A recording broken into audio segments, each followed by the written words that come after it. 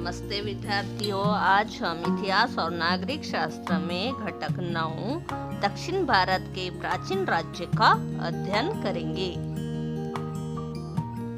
इस घटक में चेर, पांड्य और चोल राजवंश, सातवाहन राजवंश, वाकाटक राजवंश, चालुक्य राजवंश, पल्लव राजवंश और राष्ट्रकूट राजवंश का अध्ययन करेंगे। सबसे पहले हम देखेंगे चेर, पांड्य और चोल राजवंश। दक्षिण की प्राचीन राजसत्ताओं में 3 राजसत्ताओं का उल्लेख तत्कालीन साहित्य में आता है। चेर, पांड्य और चोल ये वे राज्य सत्ताएं हैं। ये राज्य सत्ताएं ईसा पूर्व 4वीं शताब्दी अथवा उसके पहले से ही अस्तित्व में थी। उनका उल्लेख रामायण, महाभारत, महाकाव्यों में किया गया है। तमिल भाषा के संगम साहित्य में इन तीनों राजसत्ताओं का उल्लेख मिलता है। मौर्य सम्राट अशोक के लेखों में भी उनका उल्लेख प्राप्त होता है। पेरिप्लस ऑफ द एरिथ्रियन सी पुस्तक में मुजिरिम बंदरगाह का उल्लेख मिलता है और इस बंदरगाह को केरल तट की अत्यंत महत्वपूर्ण बंदरगाह बताया गया है।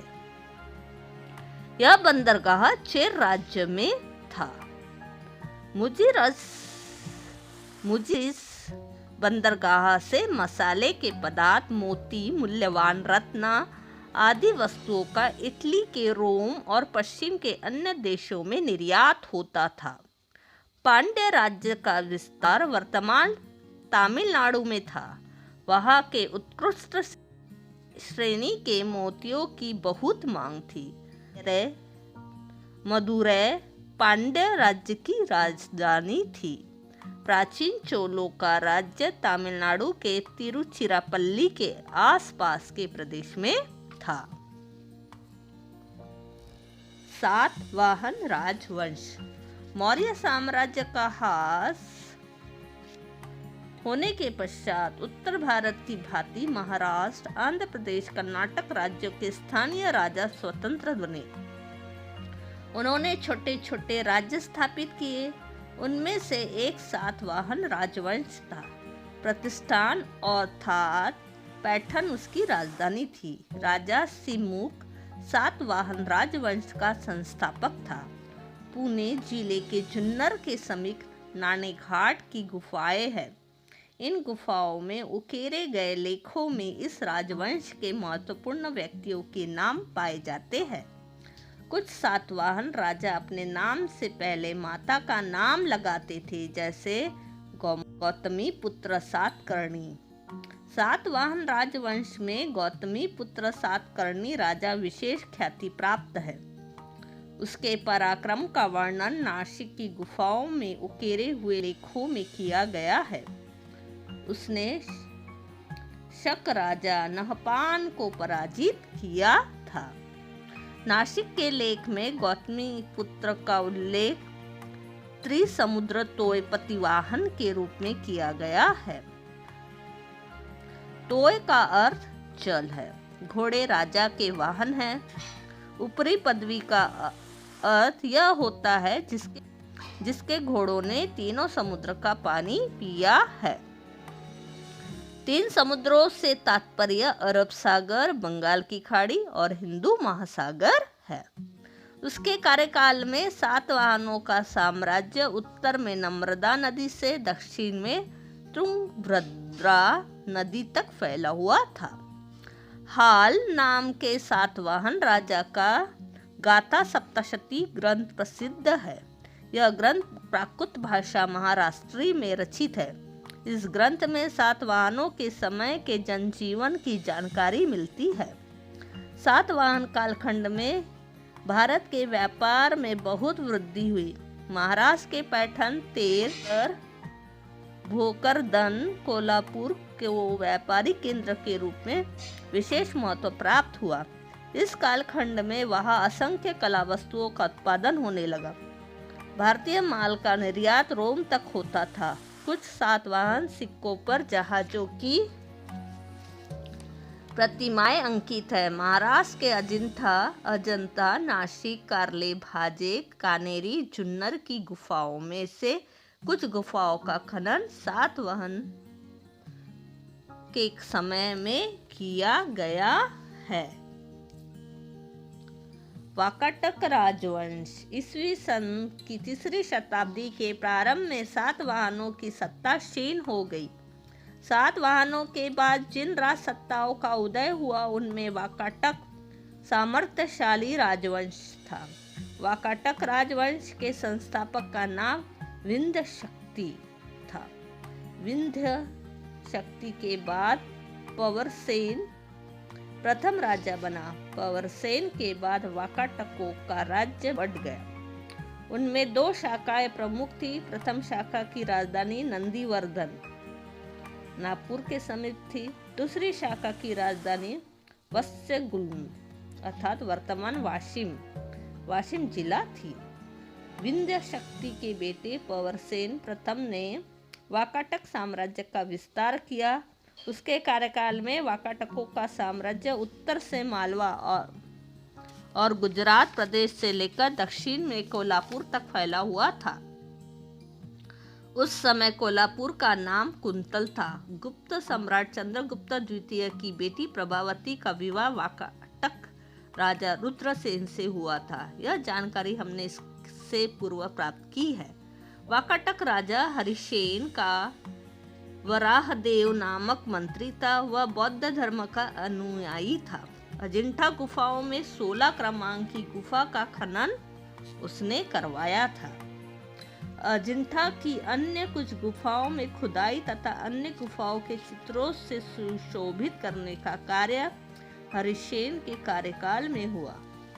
वाकाटक राजा प्रवरसेन द्वितीय ने प्राकृत भाषा महाराष्ट्री में सेतुबंध ग्रंथ की रचना की। इसी भांति कालिदास द्वारा रचित मेघदूत काव्य भी इसी कालखंड की रचना है। चालुक्य राजवंश कर्नाटक के चालुक्य राजवंश की सत्ता बलशाली थी। वाकाटकों के बाद प्रबल हुई राज्य सत्ताओं में कदम, कलचुरी आदि सत्ताओं का समावेश था, परंतु इन सभी पर चालुक्य राजाओं ने वर्चस्व स्थापित किया। ईस्वी सन की 6ठी शताब्दी में पुलकेशी प्रथम ने चालुक्य राजवंश की स्थापना की। कर्नाटक में बदामी उसकी राजधानी थी। बदामी का प्राचीन नाम वातापी था। चालुक्य राजा पुलकेशी द्वितीय ने सम्राट हर्षवर्धन के आक्रमण को विफल बनाया था। बदामी, ऐहोले, पट्टदकल में प्रसिद्ध मंदिरों का निर्माण चालुक्य राजाओं के कार्यकाल में किया गया। पल्लव राजवंश पल्लव राज सत्ता दक्षिण भारत की एक सशक्त राज सत्ता थी। तमिलनाडु की कांचीपुरम नगरी उनकी राजधानी थी। महेंद्र वर्मन एक पराक्रमी पल्लव राजा था। उसने पल्लव राज्य का विस्तार किया। वह स्वयं नाटककार था। महेंद्र वर्मन के बेटे नरसिंह वर्मन ने चालुक्य राजा पुलकेशी द्वितीय के आक्रमण को विफल कर दिया था। उसके कार्यकाल में महाबलीपुरम में प्रसिद्ध रथ मंदिरों की खुदाई की गई। ये रथ मंदिर अखंड पत्थर में खोदे गए हैं। पल्लव राजाओं की जल सेना शक्तिशाली और सुसज्ज थी। उनके कार्यकाल में भारत का दक्षिण पूर्व एशियाई देशों के साथ निकट के संबंध स्थापित हुए। देश का भीतरी और बाहरी व्यापार समृद्ध हुआ। कांची में आया था। उसने कहा है, पल्लव राजा के राज्य में सभी धर्मों के लोगों के साथ सहिष्णुता और न्याय का व्यवहार किया जाता है। राष्ट्रकूट राजवंश के संपन्न कालखंड में उनकी सत्ता विंध्य पर्वत से लेकर दक्षिण में कन्याकुमारी तक फैली हुई थी। दंती दुर्ग राजा ने राष्ट्रकूटों की सत्ता पहले महाराष्ट्र में स्थापित की। राजा कृष्ण प्रथम ने वेरूल एलोरा के प्रख्यात कैलाश मंदिर की खुदाई करवाई। अब हम अब तक हमने मुख्य रूप से प्राचीन भारत की विभिन्न राजनीतिक सत्ताओं की जानकारी प्राप्त की है। अगले पार्ट में प्राचीन भारत के सामाजिक और सांस्कृतिक जीवन की जानकारी प्राप्त करेंगे। क्या तुम जानते हो Periplus of the Erythraean Sea? Periplus का अर्थ जानकारी पुस्तिका है। एरिथ्रियन सी का अर्थ लाल सागर है। यूनानी लोगों के अनुसार हिंद महासागर और ईरान की खाड़ी लाल सागर के हिस्से थे। पेरिप्लस ऑफ द एरिथ्रियन सी का अर्थ लाल सागर की जानकारी पुस्तिका है। यह पुस्तिका लगभग ईस्वी सन प्रथम शताब्दी की है। इस पुस्तिका का लेखक एक नाविक है तथा वह इजिप्तवासी है। भारत की समुद्र तट, ईरान की खाड़ी और इजिप्त के बीच चलने वाले व्यापार की जानकारी पेरिप्लस में मिलती है। बैरिकाजा से तात्पर्य बरूच, नाला, सोपारा, कल्याण, मुजिरिम आदि भारतीय बंदरगाहों का उल्लेख पेरिप्लस में है। मुजिरिस केरल के कोचीन के समीप स्थित प्राचीन बंदरगाह था। आज उसका अस्तित्व नहीं है। धन्यवाद।